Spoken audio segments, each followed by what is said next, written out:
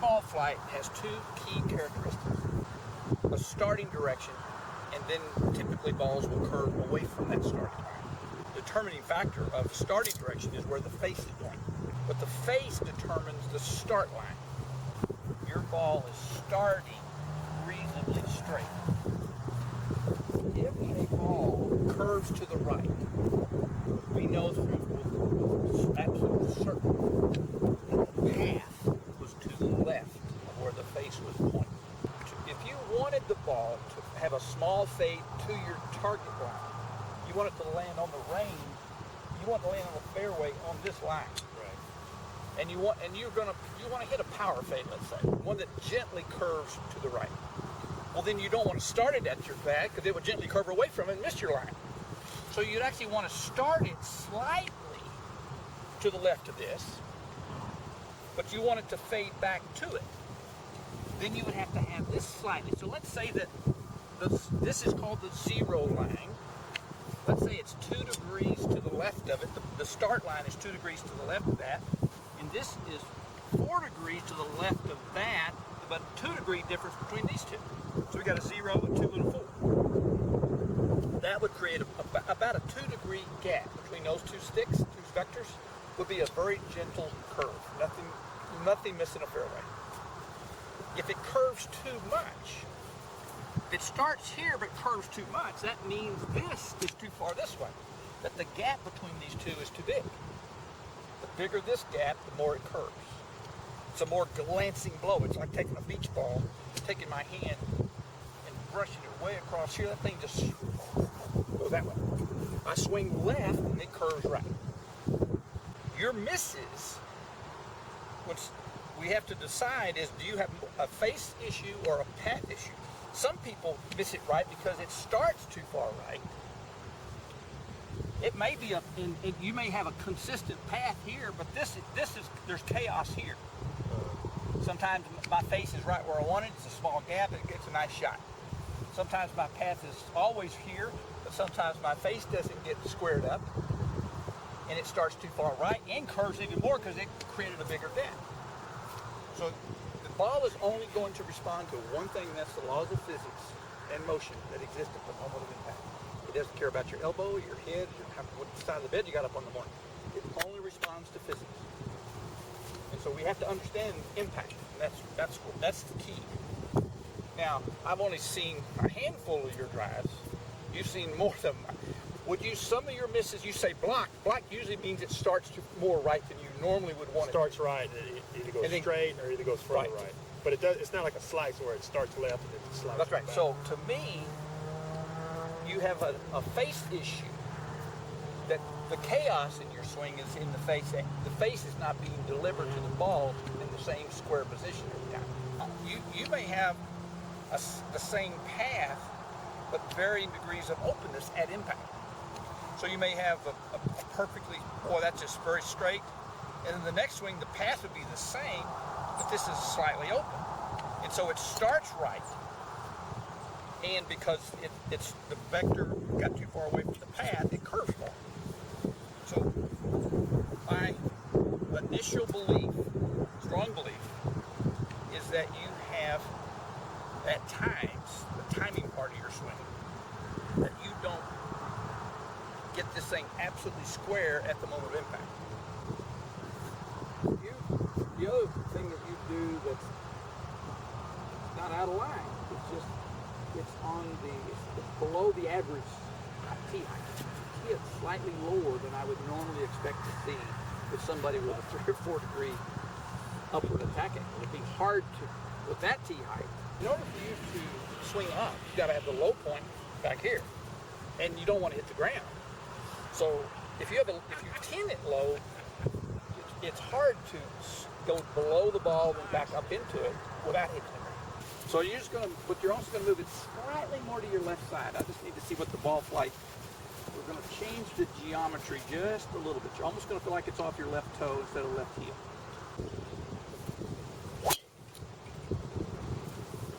Good evidence so far. One of the things that moving the ball forward does, obviously here's this club face. It's closing, it's closing, it's closing. At some point down here, it's right where we want it to be. We just can't figure out what the time is, you know? And so if it's coming in, if this is perfect, it will not be perfect if it's one ball back. It'll be open. So by moving it more forward, we actually give the rate of closure more time to get this thing more consistently square without having to make a swing change. Your face is pointing where you want it to point. At some point in this arc, you just didn't have the ball teed up there. That's just one data point right now, one swing, but I like that result. I like that high launch too. That's a give you a lot more distance. So we'll have it slightly teed up and one ball more left. So it's going to feel like you're really behind the golf ball.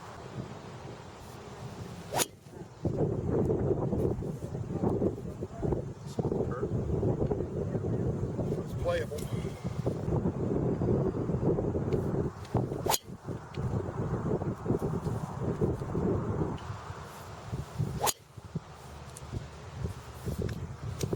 But the real evidence is what the ball's doing. I think when it's out there, it's almost impossible for you to block it. Right. I mean, it's just, if you want, now, did you inherit a new bad shot? Maybe, I don't know, but I haven't seen it yet. My goal was to get rid of that shot. Right. And I found something that did that. I mean, you put blankets on these, but you haven't missed a fairway ones I've seen. The club will have traveled less than a half inch during the 400ths of a microsecond, or 400 microseconds, the ball's on the face. So it's a brief moment. So if you took this swing arc and chopped it up into a bunch of half inches, you're going to make contact in one of those half-inch zones. And all the geometry that exists there is going to determine what happens. Now, the next half inch, before and after, had different geometry, but to a small degree. And so we're trying to, without changing your swing, we're just relocating which of those halves you're going to hit the ball in. Because this one might have better geometry than this one did. So that's kind of what we're doing here.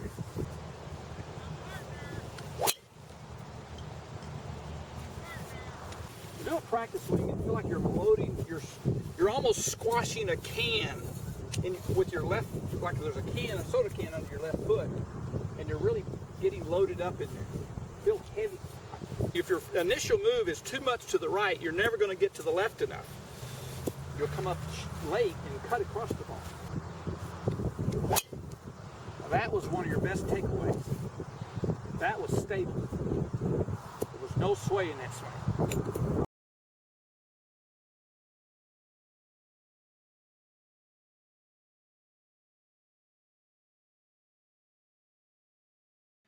Elliot, this is your swing on the left is the one that you just swung, and I mentioned that it looked really one of your better stable swings and you didn't have a lot of sway in it. On the right is one of your earlier swings from your driver session, and during with the swing on the right, you did occasionally hit some blocks and some big cuts to the right. And I'm going to take it back to almost the top of the backswing. I've drawn a red box framing the head and then just outside the hips down to the ground. So let's look at the swing on the right first. And when you get to the 3 position, you can see a couple of things. You can see that your head has moved out of the box to the right, and that your left hip has moved away from your left foot quite a bit. So you have that little sway where you move the hip and the center of your mass to the right, to closer to your front foot, and you move your head. Now the swing on the left, as you take it back, you're much more centered, and you keep that left hip in a better position. You're even maintaining a pretty good. You've got a little bit of an angle in your spine here, which is good. Here your spine is almost tipping to the right from the top, as opposed to letting your lower body pivot under you. And so what you want in a stable axis golf swing is you want the top of your spine to be stable and not move, and that the bottom of the spine will pivot. It'll pivot, it'll swing to the right on the backswing, and then it'll swing to the left on the downswing. It's just like a pendulum, but it's anchored at the top of the sternum, and the top of the sternum doesn't move. Another indication of sway is the angle between the left ankle, left knee. On the right, that angle is 68 degrees, and on the left it's 80 degrees. So there's a 12-degree difference, which means you've kept your knee more on top of the angle on the swing on the left, which means you're keeping more weight on that left foot. You're doing that squash the can kind of move. And that's a better move to help you get to the left side consistently at impact. When you set up, once you just do a couple of rehearsals thinking about this right hip turning. And that takes your club with you, takes it to the inside. So it stays connected. That's your first draw. We have pre-swing adjustments, and then we're having one swing thought. What do you think about when you start to move? That's your swing thought. And for you right now, it's got to be, we need to slowly start manufacturing a slightly different takeaway. That different muscle groups are engaged than your old. You have a tendency to, it's just right away here. It's more lateral than rotation. I don't mind the quickness of it.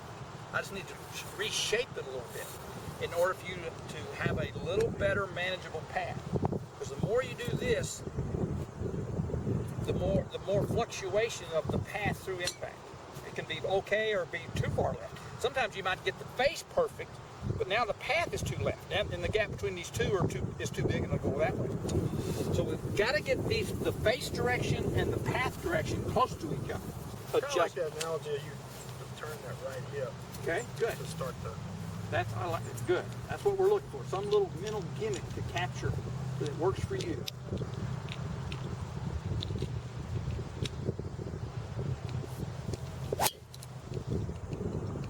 That's the best you've hit today, I think. That feel pretty good? Yeah. I got one thing. I got the right hip, and then my other swing, I got the. That's right. Forward. You're going to randomly hit good shots and bad shots, but we want to try to keep working on that right hip. And the percentages will slowly start to get better.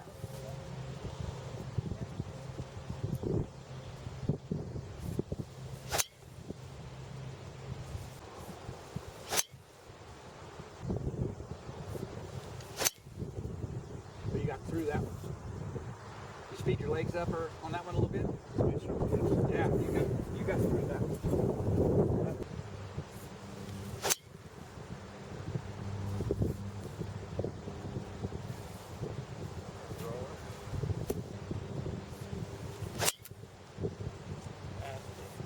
That time I played it up on the front toe like that trying earlier.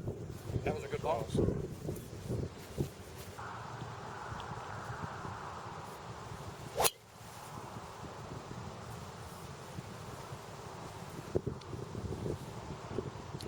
As you reflect on those, that's what you want to kind of put a strong memory marker. What did that feel like? Because that was a good ball.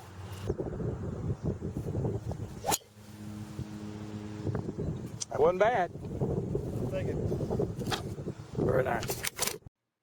Elliot, I'm going to do a quick comparison of your driver swing, comparing it to Grant Waite, who was a tour player during the 90s and considered by many as having one of the best swings in golf. He's now a top instructor for tour players. Starting with a setup that we're going to be looking at a down the line. I'm curious about your couple of positions in the down the line view. Setup looks pretty good. Low flexion of knees, tilting your spine. I don't see anything jumping off the screen here. Drawing a blue line along the shaft line. Going to take Grant back, and I'm going to stop him when his left arm is parallel to the ground on the downswing. It's about right there. And when he's in that position, that's called the 5 position. When he's in the 5 position, left arm parallel to the ground, The shaft line is pointing somewhat at the golf ball, but also I'm looking at where the shaft from this view crosses his upper arm. We would like it to cross kind of just slow about the base of the bicep, which is what it is. So that's a good shaft plane. Now he hits a draw, and that swing plane on the downswing would indicate that he's in position to create a path to the right of the target line, which is what you would have to have if you wanted to hit a draw. I'm going to take you back now, and I'm going to stop you in the 5 position. And so you're a little over the top. Your shaft is upright, more vertical, and the shaft line is up closer to the shoulder now, way on the high part of the bicep. And it would be difficult to hit a draw with that swing plane, in that it's just a little too steep. And it does indicate that if you wanted to change your ball flight, and I'm not saying that you need to change your ball flight, I'm just indicating these differences and why one is a fade swing and one is a draw swing. You would not be able to hit a draw unless you change that geometry, but that would require some real work. And my fear or concern is that as you worked hard to change that, you would totally lose the ability to hit your good solid fade now that we've created simply by making a ball change. To hit a better fade, which is what you ended up doing at the end of our session, we didn't have to make a swing change. We allowed you to use this swing and just change the location of impact, and so that you were able to hit up on the ball and launch it higher, and we eliminated the block. This swing pattern that we see you're doing here on the left would create a block if you don't have the correct matching ball position. By adjusting the ball position, we reduce the error that can occur from this swing plane. But I wanted to point it out to you, but I don't want you to overly think about it too much. You hit a lot of good drives with this same swing plane.